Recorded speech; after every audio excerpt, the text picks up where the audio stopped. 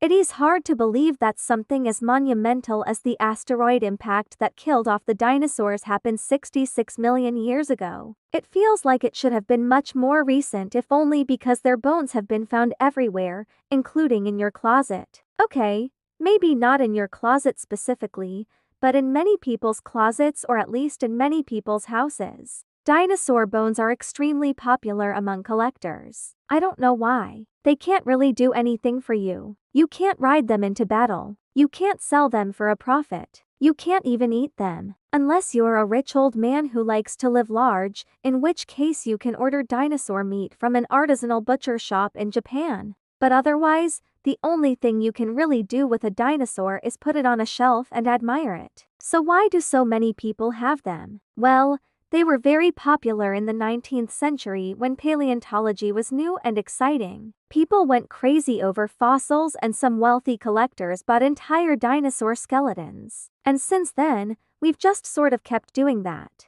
Maybe it's because, unlike other collectibles like Pokemon cards, there's a finite number of dinosaurs. Once they're all found, no more will ever be discovered. Or maybe it's because they look cool. No one collects fossils of normal extinct animals. They collect dinosaurs because dinosaurs are cool. We've made movies about them. We've made toys about them. We've made books and TV shows and theme park rides about them. Dinosaurs are ingrained into our culture. When my mom was a kid, she got a plastic Triceratops for Christmas. And now my brother and I have passed that same toy back and forth between our houses for the last decade because we both have kids who like dinosaurs. But we're passing that Triceratops down to our kids because it looks cool. No one wants to admit that they collect things simply because they look cool. That's childish. But the truth is that most adults still find pleasure in things that they used to enjoy as children. It's why board games are making a comeback.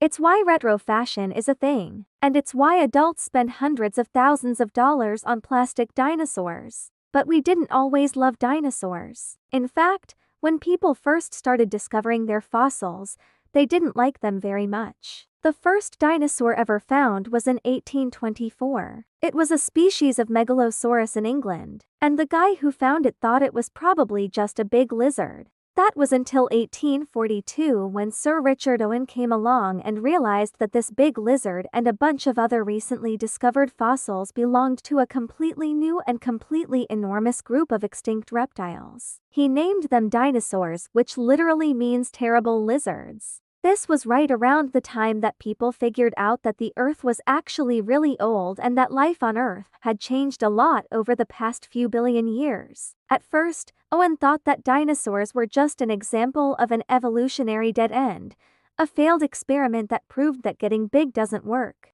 In his mind, the reason dinosaurs went extinct wasn't because of an asteroid, but because they were just too darned lizardy. But obviously, we know now that dinosaurs weren't a failed experiment. There were dozens of different kinds of theropods, sauropods and ornithopods, ceratopsians and ankylosaurs and everything else that lived during the Mesozoic. There were flying dinosaurs and swimming dinosaurs and probably even furry dinosaurs. Basically, the only thing dinosaurs weren't good at was being mammals. But the idea that dinosaurs were somehow deficient because they were mammals stuck around for a long time. People imagined them as scaly, cold-blooded reptiles. And honestly, it makes sense that we did that because the animals we were familiar with were mammals like us. But as we learned more about dinosaurs, we realized that they were actually kind of like birds. They had feathers. They laid eggs. They cared for their young. And they generally looked nothing like lizards. So today, instead of being the reptilian underachievers that Owen thought they were,